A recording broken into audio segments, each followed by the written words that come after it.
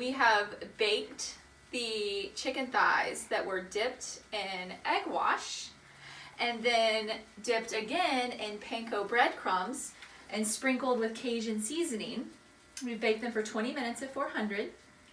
And I wasn't gonna toss them in a sauce, but I cut one of them in half and it seemed firm enough. So we're gonna go for it.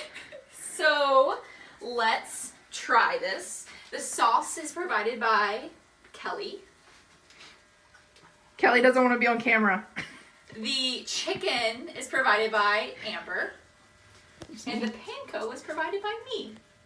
So we're gonna use a lot of sauce because I know Kelly wants to get rid of this. So that was Clancy. So I poured, as you can see, a good amount of sauce in the bowl. Then we are gonna take the very hot pan and dump them all in to the sauce and just hope that this goes well. You're gonna do all of them? I'm open to suggestions. We'll leave some.